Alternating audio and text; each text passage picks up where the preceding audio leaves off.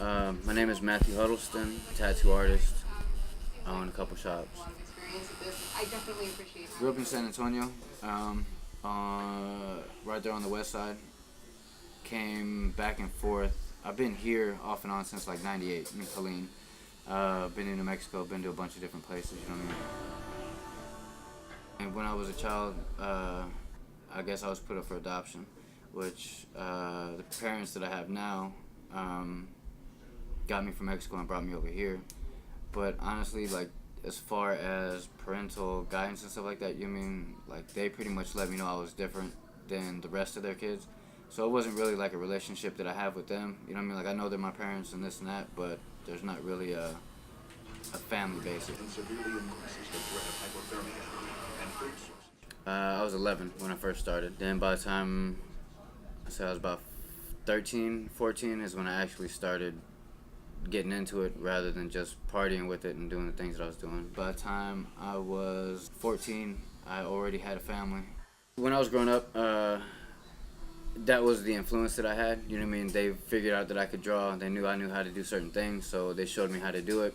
And like I said, they used to take me to parties, pay me with beer, and I used to be 11 years old. I was partying with the big guys, so it was a different time. You know what I mean? It was pretty much just all gangs. You know what I mean? Like that's what it was. That's what I grew up in. But it made me who I am today. You know what I mean? I know the struggles.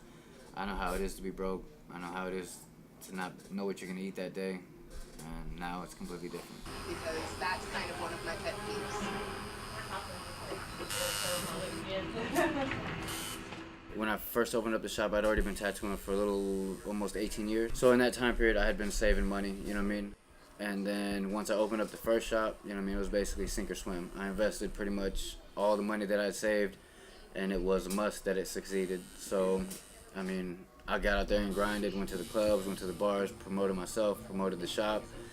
And the amount of time that I've been tattooing, I already knew quite a few guys that were good at the same thing I was doing, and we all got together, so that's why I hired them. Whenever we started the shop, you know what I mean, like I said, it was a group of us that used to hang around. Well, we used to all go out, and we used to get into a lot of fights, a lot of trouble. You know what I mean? It was when I was younger. So whenever we'd get into fights, like, we were pretty much banned from everywhere in Colleen. Yeah. So there's one little bar in Harker Heights, a little Spanish bar that we could always go to, and no matter what, no matter how bad we got into fights or whatever, they would always let us back, you know what I mean? But 80% of the time, by the time we left, there'd be fights and stuff like that. So we called it the Slaughterhouse. It's where all of us could still go, have a good time, and they'd never kick us out. So that's how we came up with the name, because all of us were together in Slaughterhouse Tattoos.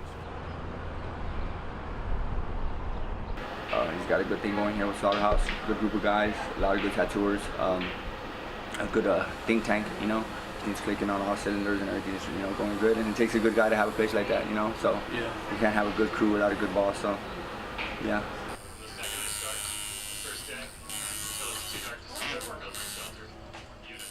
Now I'm in a position to actually give back and not just take.